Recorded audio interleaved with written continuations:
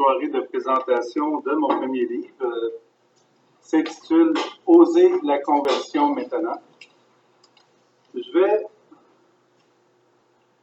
commencer par dire que c'est une personne à Valleyfield qui a voulu que cette présentation soit enregistrée parce qu'il y a des gens à l'extérieur qui veulent aussi l'entendre et la voir sur Internet. Pour ce qui est du titre, je vais y revenir un peu plus à la fin, fait que je vais vous garder un peu en haleine là-dessus. Ensuite, je vais parler de la composition. Qu'est-ce qui m'a amené à écrire ce volume? Puis ensuite, l'autre point, ça va être le casse-tête. Le casse-tête d'avoir beaucoup d'écrits et qu'est-ce que je fais avec ça? Ensuite, la question de la correction. Les personnes qui les ont lus, qui ont lu le volume dans plusieurs pays du monde, en Afrique, en France, en Belgique. Puis la mise en page vite faite et un petit témoignage qui est arrivé à l'imprimerie. Et pourquoi ça s'appelle, pourquoi il y a des cheminements 1 à 6. Alors, ça va être assez rapide, ce ne sera pas quelque chose de très long, mais ça donne une idée un peu du déroulement de ce que je vais parler. La composition du volume, c'est assez spécial, c'est que dès que j'ai été ordonné prêtre en 2011, ça va faire 5 ans au mois de juin, que j'ai été ordonné prêtre, j'ai commencé à écrire les homélies à tous les matins. À tous les matins, j'écrivais les homélies. Et à un moment donné, j'étais même 3 mois à l'avance. Et je me disais, si l'Esprit Saint est capable de nous parler des textes 3000 ans passés, de nous parler aujourd'hui avec ces textes de là 3000 ans, il est capable de nous parler avec des textes dans 3 mois. L'Esprit Saint est capable de nous parler avec ce qu'il nous donne d'écrire. Alors, j'ai commencé à écrire, puis ma première référence, c'était les Pères de l'Église. J'avais trouvé un petit livre sur les commentaires du dimanche des Pères de l'Église. Alors, c'était des commentaires différents à toutes les semaines. Et je m'inspirais de ça et aussi des textes, de tous les textes qu'on retrouvait dans la messe. Alors, dès que j'avais une petite lumière, je laissais ça aller, puis je me disais, les Pères de l'Église, j'ai trouvé très intéressant. Alors, ça m'aidait à composer. Puis, par la suite, j'ai commencé à composer seul. Et à ce moment-là, j'ai demandé au Seigneur, j'ai dit, qu'est-ce que tu veux dire aux gens d'aujourd'hui? Et ma grande interrogation, c'était, les gens qui sont assis dans l'Église, qu'est-ce qu'on peut leur donner qui deviennent eux-mêmes des évangélisateurs? Quelles sont les homélies qui vont les rejoindre et les amener, eux, à sentir qu'ils ont une responsabilité de rejoindre les autres quand ils sont au travail, à la maison, ou en voyage, ou dans la famille, avec des frères, des sœurs, d'autres plus éloignés. Et ça m'a toujours questionné. Et je pense qu'à travers les écrits, ça venait quelque part rejoindre cette soif que j'avais, de rejoindre des personnes autour de moi. Alors, j'ai demandé au Seigneur de rejoindre des gens d'aujourd'hui, et je me suis rendu compte que ça faisait un peu semblable au Père de l'Église. Je me considère loin d'un Père de l'Église, je suis un simple écrivain, mais je me disais, les Pères de l'Église ne s'appuyaient pas sur les textes d'aujourd'hui. Ils devaient s'appuyer beaucoup sur l'Esprit Saint et sur ce que les apôtres leur avaient dit. Alors, à chaque fois que j'écrivais, je laissais passer Seigneur sur le texte, puis je le laissais comme ça. Par la suite, je pouvais ajouter soit une référence du Vatican II, Concile Vatican II, des saints et des saintes, du catéchisme de l'Église catholique. Là, j'ajoutais ces éléments-là. Mais au départ, c'était vraiment, qu'est-ce que le Seigneur veut dire aux gens par rapport au texte de la messe?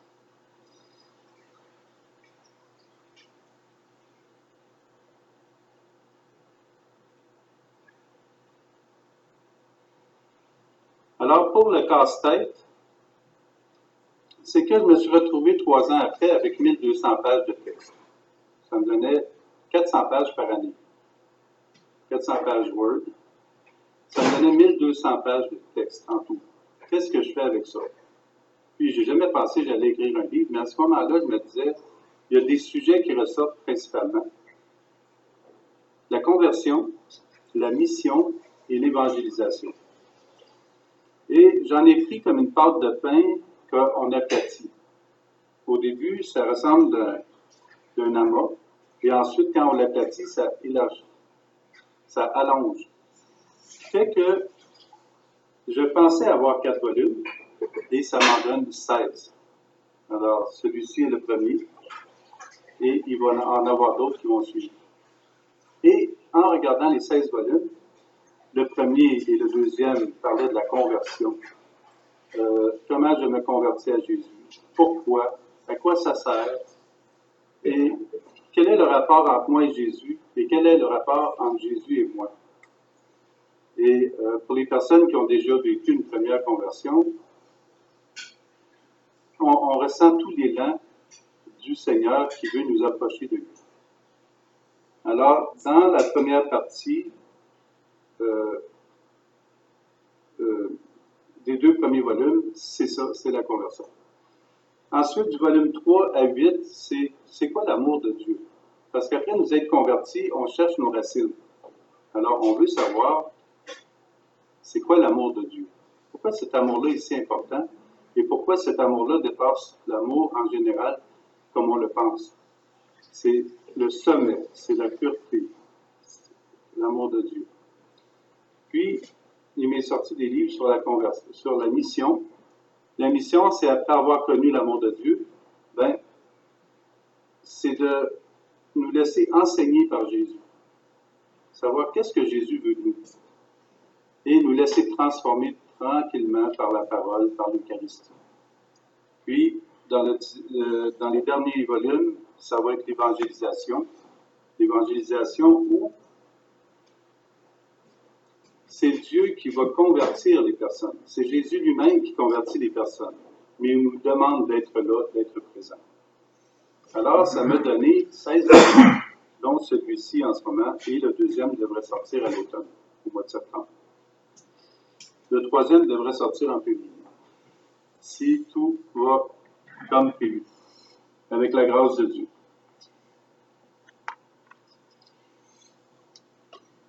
Alors, le casse-tête, c'était de prendre tous les paragraphes de ces 1200 pages-là, puis un an après, j'étais rendu à 1600 pages. Alors, j'étais encore en train de classer des paragraphes. Et c'était de les placer dans des thèmes. Comme j'ai dit, conversion, amour de Dieu, mission, évangélisation. Mais j'avais peut-être 300 titres qu'il fallait que je place en ligne. Puis la deuxième partie, c'était d'en faire des blocs. Par exemple, on va dire le chat court après la souris. Chaque bloc, il y a un bloc, c'est le chat. Le deuxième, c'est court. Le troisième, c'est après la souris. Ce qui fait que quand on les place ensemble, ça va bien. On ne peut pas écrire le chat après court la souris. Ça ne fonctionne pas. Alors, ce qui me permettait de faire un suivi dans les textes. Puis, pour en arriver à en faire des chapitres. Et les chapitres s'appellent cheminement parce que chaque chapitre nous invite à faire une étape de plus dans notre vie de foi. Où suis-je rendu dans ma foi? Et lorsque j'ai fait les regroupements des chapitres, il m'est venu dans le cœur que le Seigneur me disait « adoration du Verbe ». Alors, je me suis rendu compte que tout ce travail-là, en fait, c'était plus de la prière que du travail. C'était de l'adoration du Verbe qui, pour moi, est l'équivalent de l'adoration eucharistique. Le travail que le Seigneur me faisait faire à lire et relire sa parole constamment. Alors, le mot adoration du Verbe, ça m'est venu comme une bouffée d'air frais, et je me disais, oui, il me semble que le Seigneur est présent dans ces écrits-là. Puis, je l'ai fait lire par une dizaine de personnes, des personnes très différentes les unes des autres et de pays différents. Ce qui fait que le retour des personnes a toujours été positif, avec des messages en disant c'est vivant, c'est facile à lire, c'est simple, puis on comprend bien. Et on sent qu'il y a quelque chose qui change dans notre vie. Et on sent que ça nous rapproche du Verbe, ça nous rapproche de Jésus, ça nous rapproche de la Trinité. Alors je me disais, il me semble qu'il y a quelque chose là que je dois partager plus ouvertement avec le moyen d'un livre.